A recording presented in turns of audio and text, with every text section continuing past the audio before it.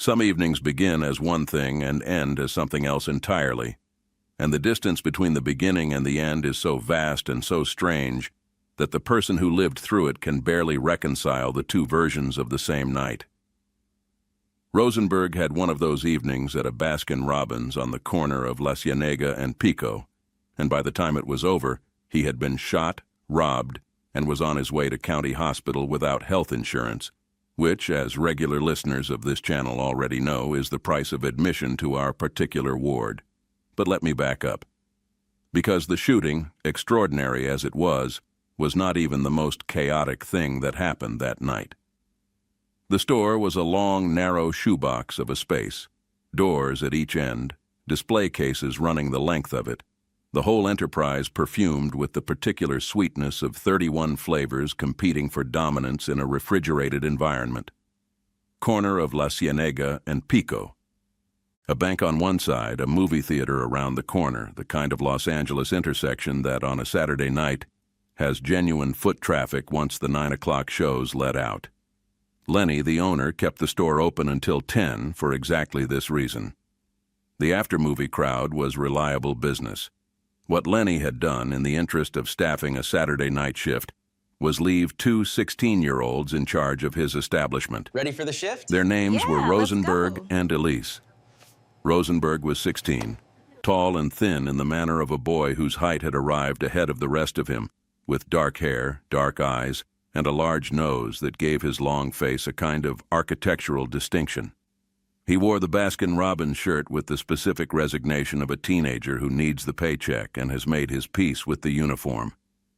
Elyse was 16 as well, beautiful, shapely, with long black hair and blue eyes that were the kind of combination that causes teenage boys to develop sudden and urgent ice cream cravings on Saturday evenings. She was also, as the night would demonstrate, a woman of considerable composure under pressure and an absolutely devastating throwing arm. Friends from school had drifted in and out through the early part of the evening, as friends do when one of their own is working somewhere that has free samples and a sympathetic hand on the scoop. Elyse had constructed a banana split of such architectural ambition, 5 scoops, every available topping, assembled with the pride of a craftsman, that the recipient, a kid named Scott, had been given a tasting spoon rather than a regular spoon on the grounds that the experience deserved to be extended. The evening had, to this point, the pleasant texture of a Saturday that was going exactly as a Saturday should. Then Marcum pulled up. Marcum was the specific variety of wealthy teenager that exists to make other teenagers understand, with clarity and immediacy, exactly where they stand in the social architecture of Los Angeles. He was white, well-groomed, wearing a tennis sweater that probably cost more than Rosenberg's weekly take-home, with expensive tennis shoes that had never been near a tennis court.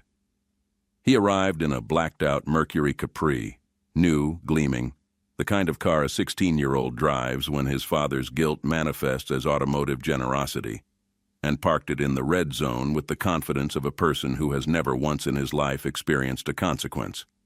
With him was Bonehead. Bonehead was Hispanic, heavy-set with bad posture and a premature beard that suggested his body had made certain commitments his age hadn't yet ratified. He was Marcum's stooge in the classical sense, the supporting player, the laugh track, the person who does the thing the main character wants done while maintaining plausible distance from the decision. Every Marcum requires a Bonehead.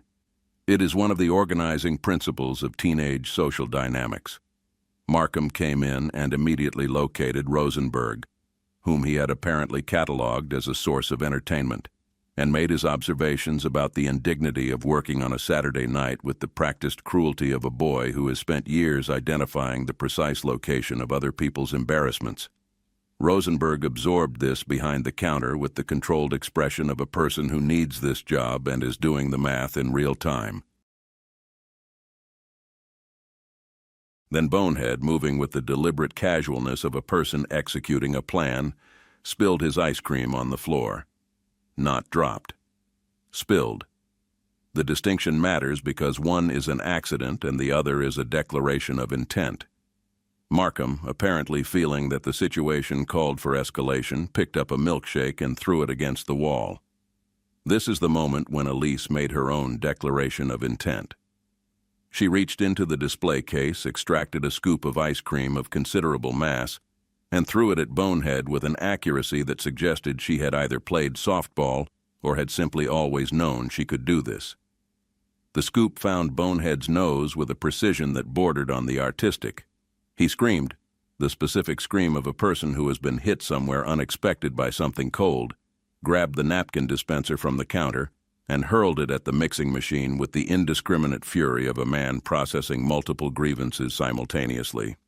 Marcum, delighted, jumped the counter, actually vaulted it, grabbed the ice cream scoop and began flinging scoops at the wall with the enthusiasm of someone who has discovered an activity perfectly suited to his particular skill set and moral framework. The scoops adhered to the wall with a satisfying impact that would later present a significant cleaning challenge. Then they ran. Both of them, out the front door, into the Capri, and gone, but not before leaning out the windows to deliver a sustained commentary of insults as they peeled out of the parking lot. Rosenberg and Elyse stood in a store that looked like the inside of an ice cream volcano and made a decision. They were not finished. Rosenberg found a bucket and filled it with every topping available: chocolate syrup, strawberry sauce, marshmallow, caramel, and the full arsenal of the Baskin Robbins condiment shelf, assembled with the focused energy of a person who has been wronged and is preparing a proportional response. Elyse filled a second bucket with ice cream scoops, packed in tight, ready to be thrown like softballs by a girl who, it was becoming clear, had genuine gifts in this area. They carried their buckets to the middle of La Cienega Boulevard and waited. Marcum came around the block because, of course, he came around the block because that is what Marcums do. They cannot resist the return engagement, and they let him have it.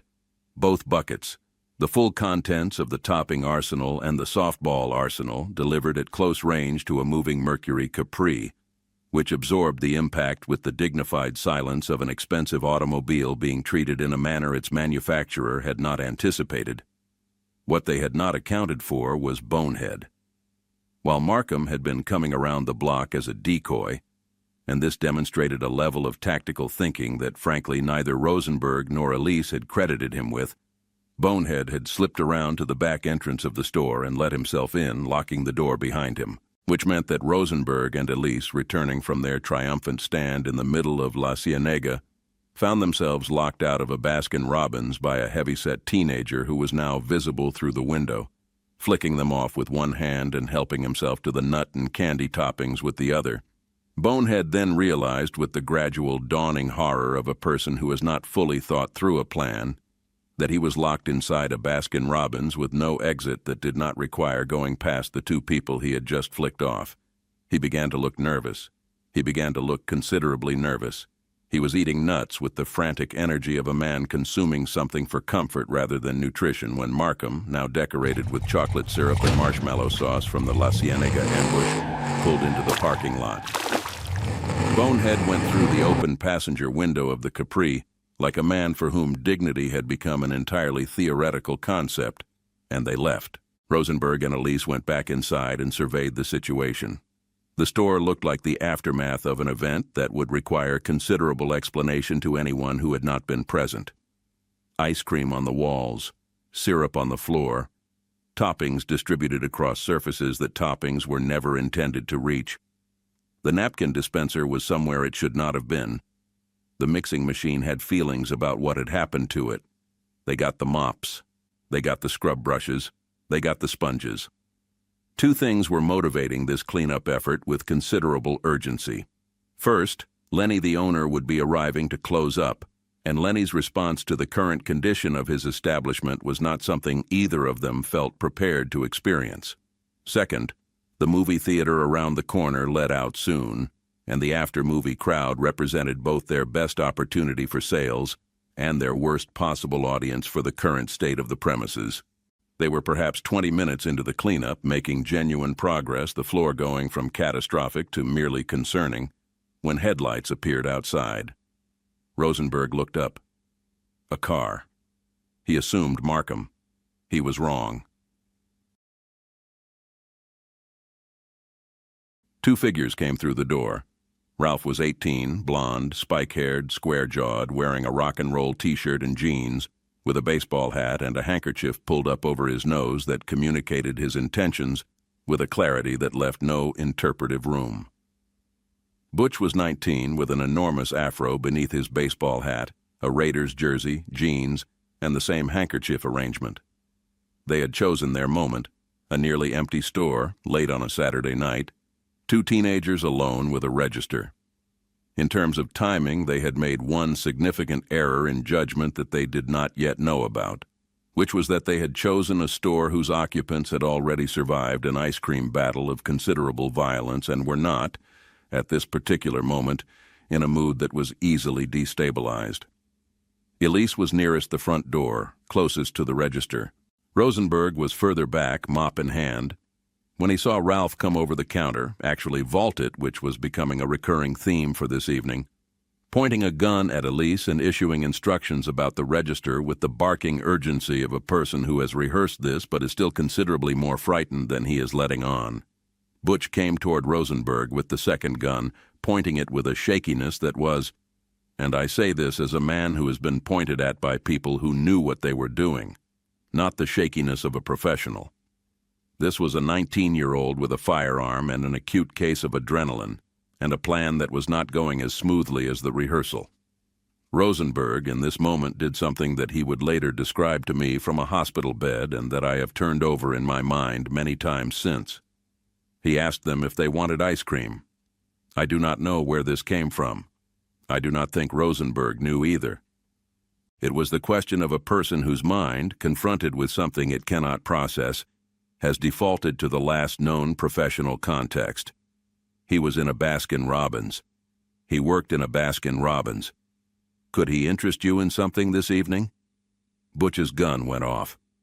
Whether from shock at the question or the accumulated stress of the enterprise or simple mechanical misfortune, the weapon discharged and the bullet found Rosenberg's shoulder with the indiscriminate accuracy of a stray round in a confined space. Rosenberg described what happened next as leaving his body, his words, not mine, watching from somewhere near the ceiling as the scene below him continued without his full participation. The volume of everything increased. Ralph grabbed the register drawer and pulled it free, and a significant quantity of change hit the recently mopped floor with a sound that was almost comedic given the circumstances. Then Rosenberg came back into himself, as people do, because the body insists on being inhabited. The robbers ran. They took the bills and left the change on the floor and went out the door and were gone. And Elyse, who had thrown ice cream at Bonehead's glasses with precision and stood in the middle of La Cienega Boulevard with a bucket of toppings and had mopped a floor covered in syrup, picked up the phone and called Lenny, and then the police, and then an ambulance in that order with the composure of a person who had already used up her capacity for surprise earlier in the evening. Lenny arrived to find his parking lot coated in a thin layer of marshmallow sauce and chocolate syrup, the residue of the earlier engagement, and stood in it scratching his head at a crime scene that smelled, inexplicably, like a dessert. Rosenberg had no health insurance. The ambulance took him to County Hospital, where a bed was waiting, as a bed in that ward always seemed to be waiting, for the next person the city had decided to humble. He fit right in.